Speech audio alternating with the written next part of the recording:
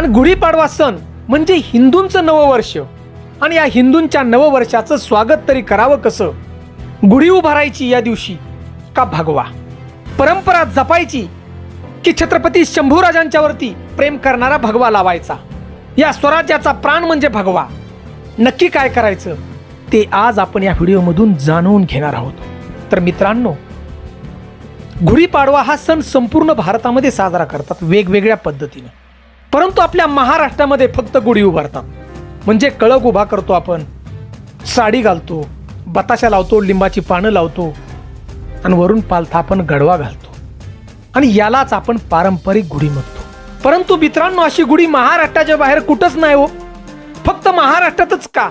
तर त्याचं संपूर्ण खरं विश्लेषण, या गुढीपाडव्याचा खरा इतिहास आजपर्यंत कुणीही युट्यूबला टाकलेला नाही. खरा इतिहास काही ठिकाणी अनेक आपण व्हिडिओ पाहतो, प्रभू रामचंद्रांचं उदाहरण दिलं जातं. ते खरं का खोटं हे सगळं या व्हिडिओमधून जाणणार आहोत. आपण छत्रपती शिवरायांचे मावळे, छत्रपती शंभूराजांचे मावळे असताल तर हा व्हिडिओ शेवटपर्यंत नक्की पहा फक्त. आणि व्हिडिओ पाहिल्यानंतर आपण गुढी उभारायची का भगवा लावायचा हे आपण ठरवा. मराठी कथाकथन चॅनलमध्ये आपलं मनापासून सहर्ष स्वागत आहे. गुढीपाडवा हा सण चैत्र शुद्ध प्रतिपदा म्हणजेच वसंत ऋतूचा पहिला दिवस, म्हणजेच आपलं हिंदूंचं नववर्ष म्हणून आपण साजरा करतो. तर मित्रांनो, प्रथम आपण गुढीपाडव्याचे काही पुरावे पाहणार आहोत. आपण सातवाहन काळात शालिवाहन राजानं शालिवाहन ही कालगणना चालू केली आणि त्याचाच हा पहिला दिवस म्हणजे गुढीपाडवा. कर्नाटक, आंध्र प्रदेश या अशा भागामध्ये गौतमी पुत्रांची सत्ता असलेल्या भागामध्ये स्वातंत्र्य प्राप्तीचा आनंद झाल्याने हा गुढीपाडवा दिवस साजरा केला. तर मित्रांनो, गुढीपाडवा म्हणजे वर्षातील 3.5 मुहूर्तापैकी हा एक मुहूर्त आहे बघा. ब्रह्मदेवानं चैत्र शुद्ध प्रतिपदेला अखंड या विश्वाची निर्मिती केली असं वेदामध्ये सांगितलं जातं आणि म्हणूनच या दिवसाला हिंदूंचं नववर्ष आपण म्हणतो. आणि त्याचप्रमाणे ज्यानं अखंड सृष्टी निर्माण केली, आदिनाथ म्हणजे देवादेव महादेव यांचं लग्न माता पार्वती यांच्या बरोबर ठरलेला दिवस, तो दिवस म्हणजे गुढीपाडवा. तर मित्रांनो, ही गुढीपाडव्याची रहस्यमय माहिती.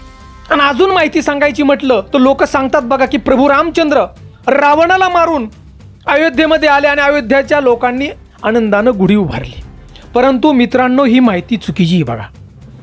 कारण प्रभू रामचंद्रांनी दसऱ्याला मारलं रावणाला आणि प्रभू रामचंद्र दिवाळीला बघा आलते, दीप लावले म्हणून दिवाळी हा सण आपण साजरा करतो. प्रभू रामचंद्र अयोध्येमध्ये आले, ते दिवाळीला आले, म्हणजे गुढीपाडव्याचा त्यांचा काही संबंध येत नाही.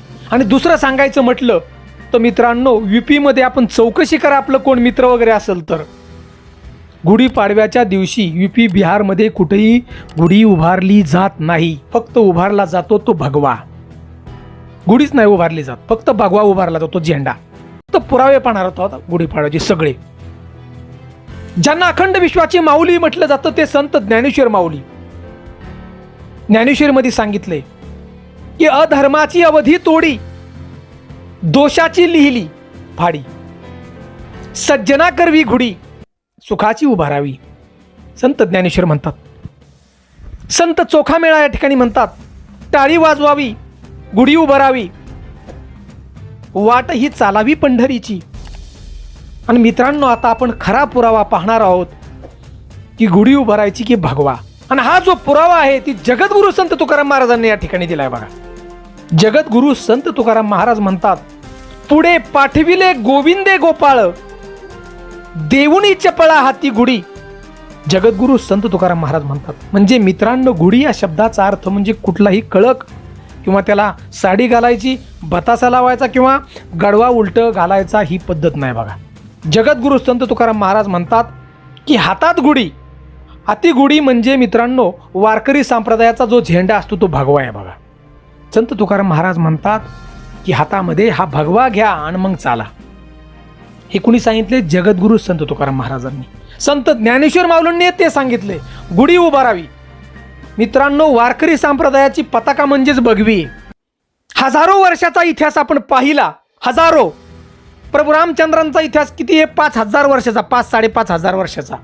प्रभू रामचंद्रांचा झेंडा हा भगवा आहे, लक्षात घ्या. आपण इतिहासाची पानं चाळून पहा. आणि पूर्ण यूपी बिहारमध्ये कोण असेल तर आपण चौकशी करा. की त्या ठिकाणी गुढी उभारली जाते का? भगवा उभारला जातो, भगवा. ह्या सगळा गुढीपाडव्याचा इतिहास झाला, ह्या परंपरा झाल्या. परंतु याच गुढीपाडव्याच्या दिवशी काही घटना वाईट घडल्या हो.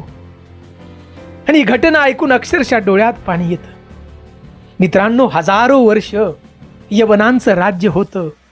हा हिंदू धर्म संपवण्याचं काम चाललं होतं. हजारो मंदिरं पाडली जात होती. आया बहिणींची इज्जत लुटली जात होती. हा महापापी औरंग्या संपूर्ण हा हिंदुस्थान गिळत होता.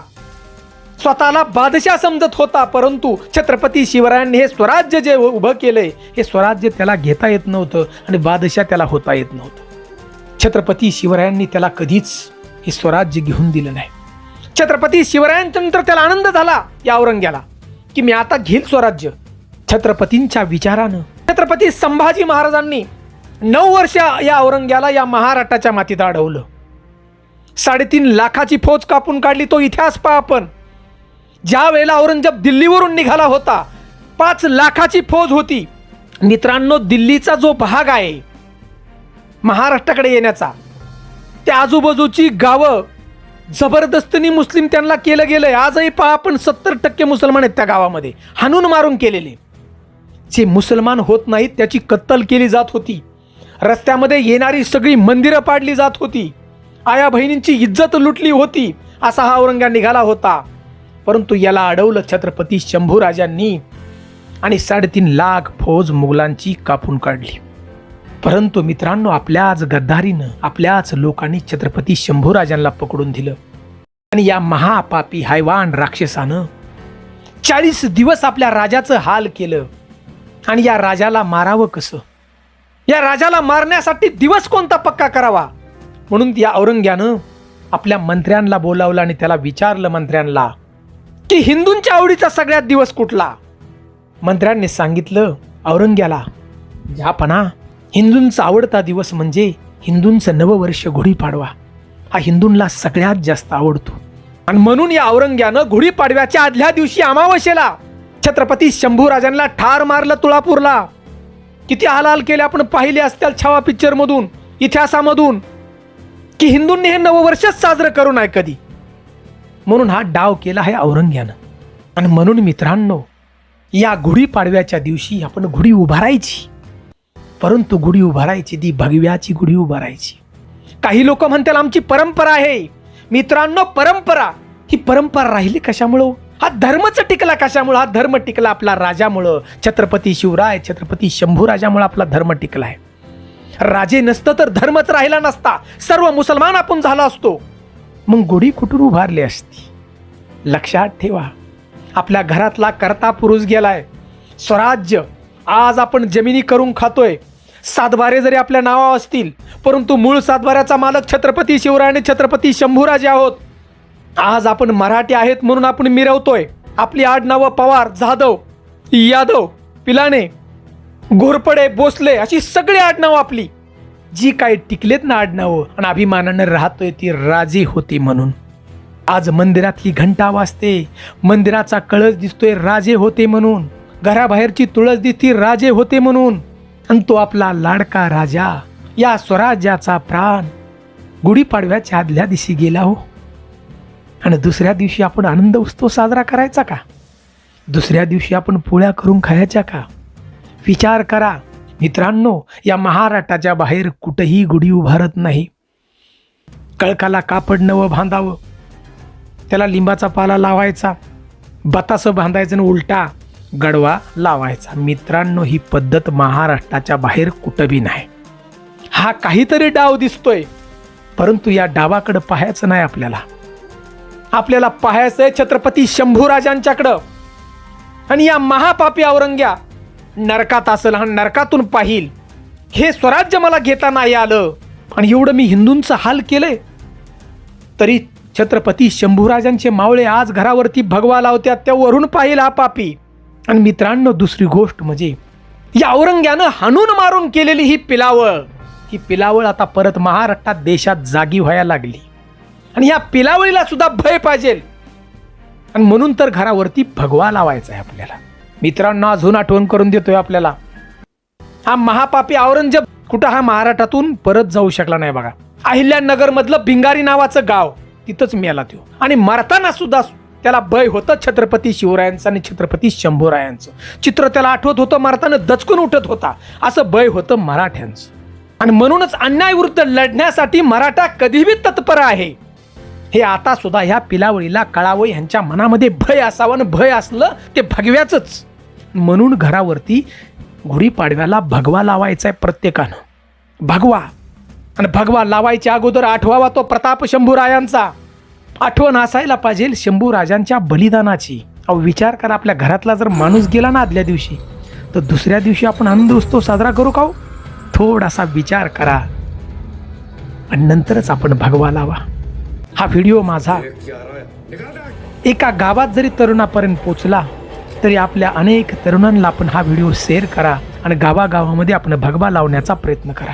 पण काही लोक तुम्हाला म्हणतील की आमची 1000 वर्षाची परंपरा आहे, परंपरा जपायला पाहिजे का? तर गेल्या वर्षी मी व्हिडिओ टाकला होता मित्रांनो, मला कमेंट आलत्या, भरपूर व्हिडिओ चालला, परंतु कमेंट आलत्या परंपरा जपली पाहिजे, परंपरा नाही जपली तर औरंग्याचं हसू होईल. अरे मित्रांनो, ही परंपरा कुठे दाखवा तुम्ही मला. या महाराष्ट्राच्या बाहेर अशी गुढी दाखवा तुम्ही कळकाची आणि तांब्या उलटा ठेवल्याची, म्हणजे गाढवा. कुठेही गुढी दाखवा, महाराष्ट्रासारखी गुढी कुठेही नाही. म्हणून खरी गुढी ही भगव्याचीच आहे ही परंपरा, आणि हीच खरी परंपरा आहे आपण चालू ठेवायची छत्रपती शंभूराजांसाठी आणि शिवरायांसाठी. तर मित्रांनो, हा व्हिडिओ जेवढा शेअर करता येईल तेवढा आपण शेअर करा.